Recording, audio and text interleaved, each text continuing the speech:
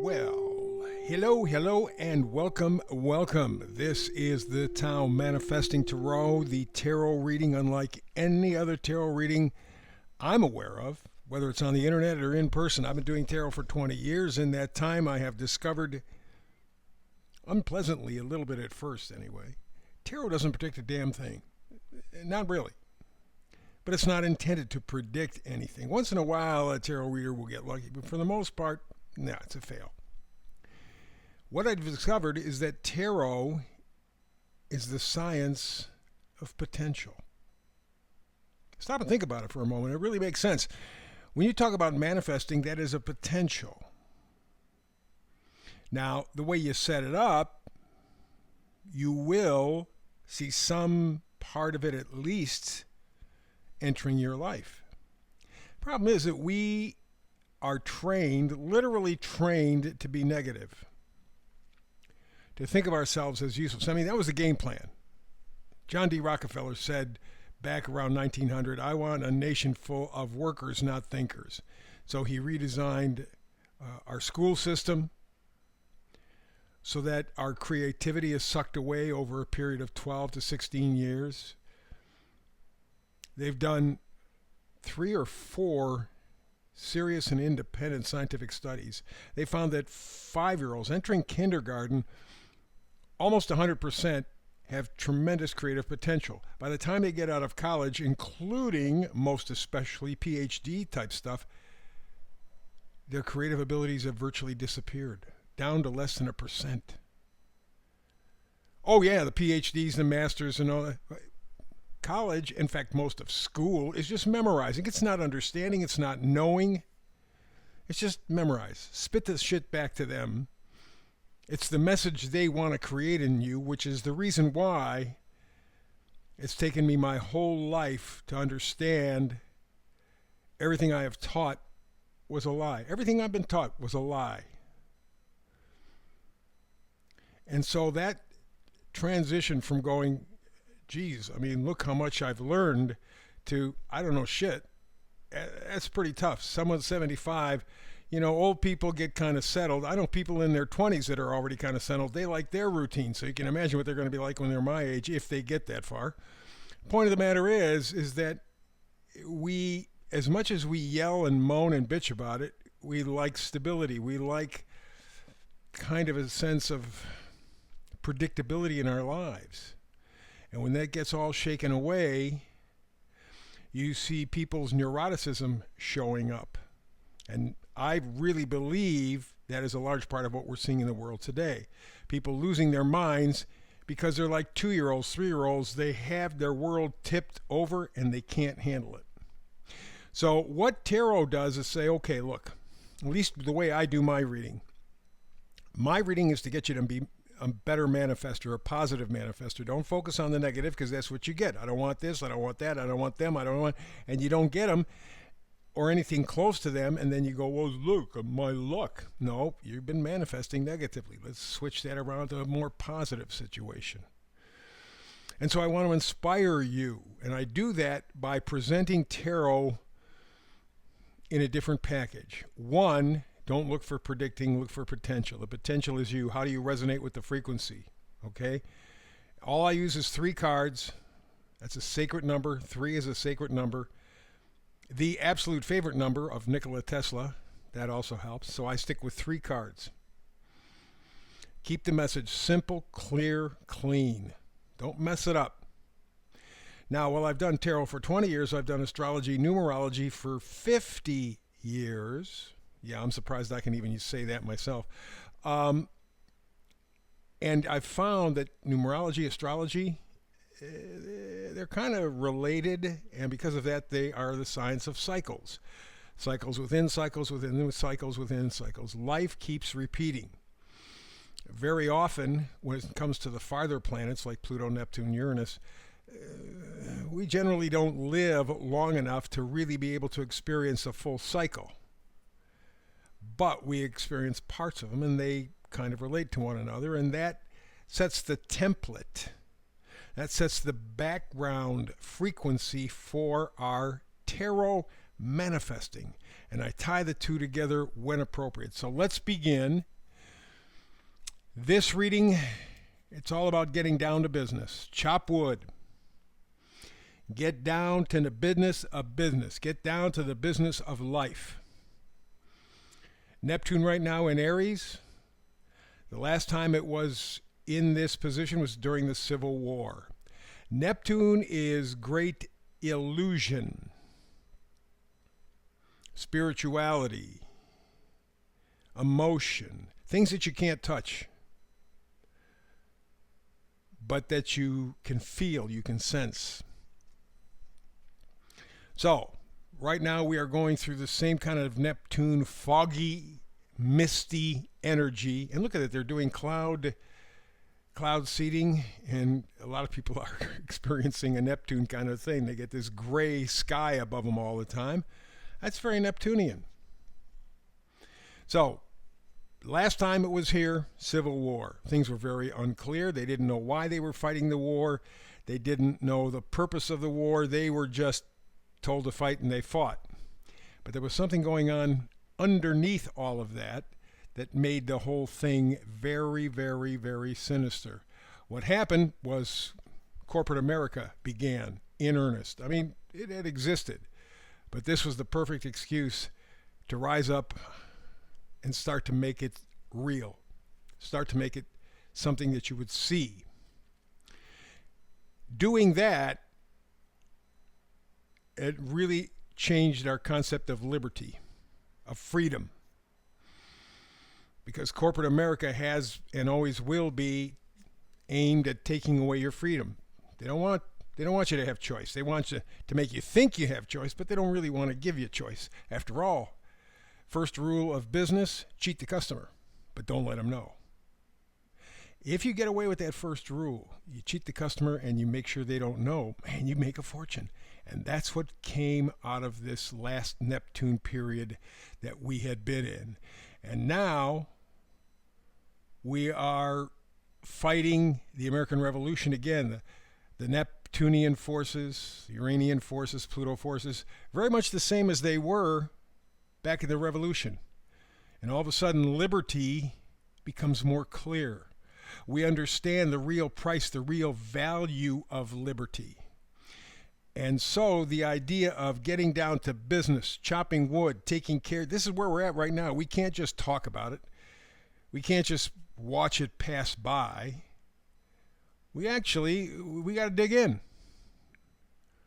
That's what they did during the Civil War. That's what they did during the Revolutionary War. They've done in a lot of different things. Americans and people in general hit a point where they have to dig in. This is where we begin our manifesting tarot reading. You see on the screen here in front of you the 3 open spaces for the 3 tarot cards and the room for the karmic manifesting message, which will highlight each one of the 3 cards. Just again to communicate. I'm not here to confound you. I'm not here to make things complicated. I'm here to make things crystal clear and clean and give you a sense of perspective. Oh, we're in Neptune and Aries now. We're in kind of a civil war. Isn't it interesting that the last time we had Neptune and Aries, we were in a civil war? A lot of those feelings, a lot of the social information back then is what we're dealing with now. You hear a lot about racism. Well, definitely the country is in a form of a civil war. No, we're not shooting at each other yet. But the point of the matter is things are so convoluted, just like they were in the Civil War, and we don't really have a clear reason why. That's the Neptune part of it. So you see the 3 cards, you see the setup, you know where we're headed from there. So now let's move to the next screen. How about this one? We begin with the 5 of Wands. Wands are positivity, excitement, joy, enthusiasm. They're being plugged into life. Gratitude. That's the positive side. The very often not so positive side of the Wands is the fact that there's just a lot of energy. I mean, a lot of energy. This is not a half-ass way to go. And they're going full tilt, full boat, full bore. Come hell or high water, they're going. Problem is, it can be aimed negatively, and that's what this 5 of Wands is all about. This is bickering. This is fighting over nothing. You're not going to accomplish anything. You're not going to resolve anything. You're not going to clear anything up. You're not. Period. But that's what the Five of Wands, and yet there's so much energy, so much noise, so much yelling and screaming and fighting and gnashing of teeth. And it's that Wands energy, but there's no reason for it. There's no direction for it. It's just noise to make noise. Next card, Five of Cups. This is the end result of the Five of Wands. Five of Cups. You see the guy on the screen. 3 cups spilled out on the ground around him. There are 2 full cups right behind him. There is a bridge a little bit in the distance, and then there's a castle. He wants to go to the castle. He can get there. He can cross the river by the bridge. All he's got to do is turn around, pick up the 2 cups, the 2 full cups, but he can't see them. And 2 always in tarot means decision. He has not made the decision to change his vision. He wants to look at how he's screwed. He wants to look at what was taken from him. He wants to look at the stuff that's negative. And yet there are 2 cups right behind him. There's the bridge. There's the castle. He's got it. But he can't make the decision. He can't see it. Remember we were talking about Neptune and fog? Maybe that's the reason. He fought for no reason at all with the Five of Wands, and now that that's over, he's going, what do I do next? The fog, the fog, the fog. I want to do something. I want to go forward. I want to get something better. This guy's got a serious case of tunnel vision, and he doesn't want to change it. It's a little scary because that means making a decision. That means paying attention. Oh, can you imagine? Well, we got the next screen, and here we have the Eight of Pentacles. Pentacles are our value system. A lot of tarot readers, and I have little respect for any of those who do this, talk about money. Money is not a real value system. It's phony. The people who have resources, the people who have things are the ones who've made the system, and they say, because we have a lot of these are important.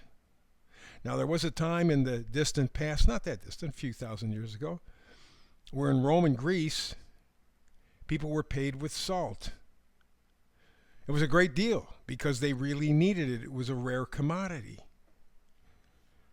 You know, at other times, other things were payment. It's not always this money. And this connection with gold may go back to a group of people called the Anunnaki, if you're familiar with ancient alien kind of stuff. It would make sense because there's no reason in the world to be more attached to gold and silver, to copper, to anything that's shiny.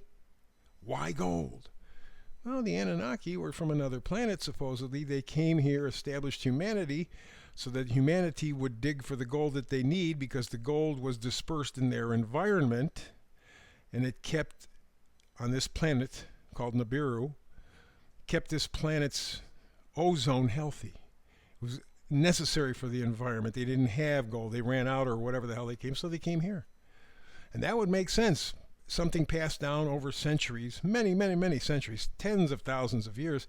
Yeah, after a while, all you know is this thing about gold, and so maybe that's the reason why gold is important. But even then, you have now the Fed, the World Bank, that wants to go to digital. Why? So they can make money whatever they want it to be. Today, it's $1 worth $1. Tomorrow, $1 is going to be worth 10 cents. The next day, $1 worth going to be $5. Next, they can play with it any way they want to, and we're the victims. But they have control. So what the Eight of Pentacles says, this is going to take more than simple maintenance. You can't simply just patch things up. This means rebuilding from the ground up. And that's kind of what we're facing. Let's get a little better look at this. Let's do the tarot stuff. The astrologic. Fight in fog. That's the headline there. Fight in fog. Again, Neptune is in Aries, same place it was during the Civil War. What that does is confuse people. It blinds them to the truth, to the facts, or they don't have it. Or if they do, they can't see it. They don't know why they fight. They don't understand what's going on behind the scenes, and it's what's going on behind the scenes. Do you know that bankers have almost all the time been the reason for wars on the planet? Same thing was true going back to Civil War. I'm not going to get into the history of it. It's really going to kind of extend things quite a bit. But that's the reason for all of this stuff, is fighting. We thought we were fighting for freedom. We thought we were fighting for independence. No. What we're doing is fighting for the rich guys to keep riches. So when we go back, fighting in fog, it fits. We didn't know why we were fighting. We didn't understand what was all behind it. And when you don't understand, you are always, always, always the victim. There you go. So that's our message for today. Get down to business. Chop wood. Deal with what's in your life. Take this energy and go forward. Don't sit. You're not a robot. You're not on the sidelines.